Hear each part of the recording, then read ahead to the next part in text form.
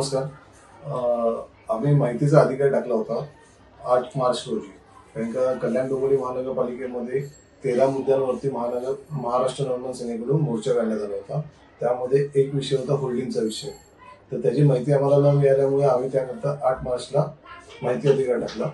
माहिती अधिकारची माहिती आम्हाला 2.5 महिने लागले देण्याकरता, आणि ज्या टायमाला आम्ही घ्यायला गेलो तेव्हा मिळतच नव्हती आचारसंहिता याच्यामुळे. पण ज्या टायमाला आम्ही गेलो 2.5 महिन्यानंतर, तर तिकडे माहिती देण्यासाठी जो अधिकारी महानगरपालिकेचा त्याने आम्हाला दुसऱ्या व्यक्तीकडे माहिती घ्यायला सांगितली, आणि त्यावरती आम्हाला संशय आल्यावर आम्ही त्यांना विचारलं की हा व्यक्ती कोण आहे.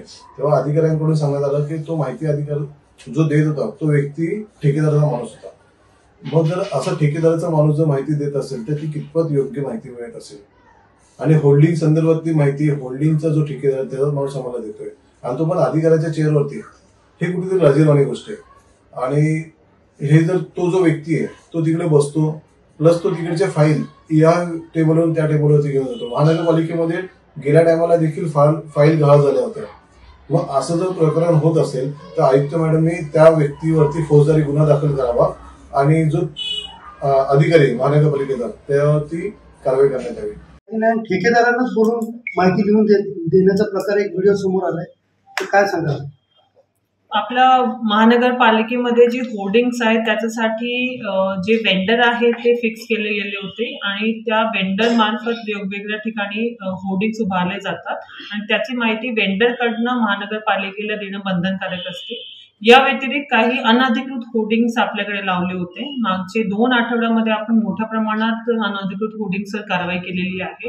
जवळपास 100 होर्डिंग्स आपण काढलेले आहेत, त्यांना सगळ्यांना नोटिसेस दिलेले आहेत, आणि त्या ठिकाणी त्यांच्यावर FIR पण करण्याचं नियोजन जे डिपार्टमेंट आहे त्यांनी कन्सर्न अधिकाऱ्यांना दिलेलं आहे. तर या अनुषंगाने अनधिकृत होर्डिंग्सच्या बाबतीमध्ये महानगरपालिका एकदम स्ट्रिक्ट आहे आणि कारवाई करणार आहे. सोबतच जे वेंडर आहे त्यांच्याकडनं पण वेळोवेळी माहिती घेऊन आपला जो उत्पन्न आहे तो कुठेही बुडला जाणार नाही याची दक्षता ॲज अ डिपार्टमेंट म्हणून आपण घेतो. डिझास्टर मॅनेजमेंटसाठी आपली यंत्रणा सज्ज आहे. आपले जे वेगवेगळे पथक असतात त्यांचे ऑर्डर्स आपण काढले गेले आहे. त्यांचा मीटिंग्स आतापर्यंत आम्ही 4दा घेतलेले आहे. सोबतच माननीय मुख्यमंत्री महोदयांनी पण डिझास्टर मॅनेजमेंटच्या दृष्टीने एक मीटिंग घेतली. माननीय पालकमंत्री महोदयांनी सुद्धा डिझास्टर मॅनेजमेंटच्या अनुषंगाने मीटिंग्स घेतली, आणि ओव्हरऑल ॲज अ महानगरपालिका म्हणून आपण जे सगळे स्टेप्स घेतले पाहिजे डिझास्टर मॅनेजमेंटच्या दृष्टीने ते घेतलेले आहेत.